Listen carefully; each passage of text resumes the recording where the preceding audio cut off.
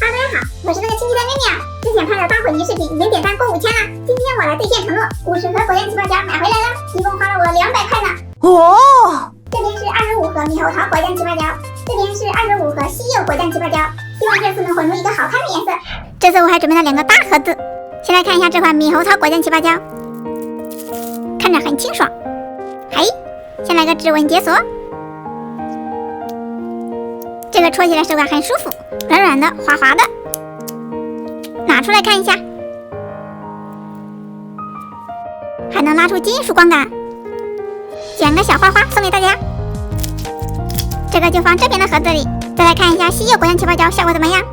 感觉它的颜色稍微深一些，拉展开有一种磨砂的质感，而且稍微偏硬一点，要慢慢的拉。看它也能拉出金属光感。那它就放另一边吧。玩过西柚果酱起泡胶，再玩猕猴桃果酱起泡胶，感觉它更柔软了，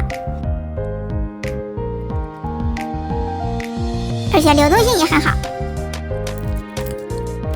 下面又轮到西柚果酱起泡胶啦，它一拉快就断。相比较而言，我还是比较喜欢猕猴桃果酱起泡胶，一共50盒呢。我要快速加泥啦，要想速度快，当然要2个一起啦。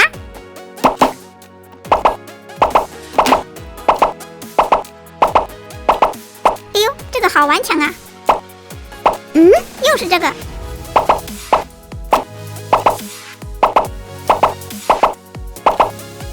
西柚的最后一个，猕猴桃的也是最后一个，怎么越到最后越顽强呢？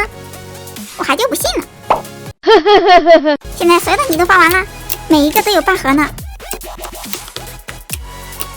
西柚果酱起泡胶戳起来比猕猴桃果酱起泡胶更厚实，但是都很漂亮哦。下面我要把它们混在一起啦，先都反过来。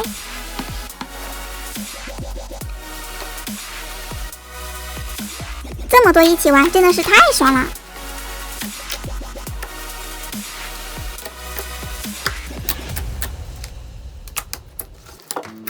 没想到最后混出了红柚的颜色，不错不错。哇，气泡还有很美的金属光感，捏起来很解压。这个颜色，这个光感，这个声音，爱了爱了。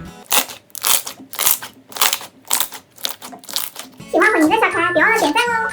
如果本条视频点赞过1万，我会再买20盒 M 家的气泡胶来个大混泥。哦，别忘了关注哟！我们下期见，拜拜。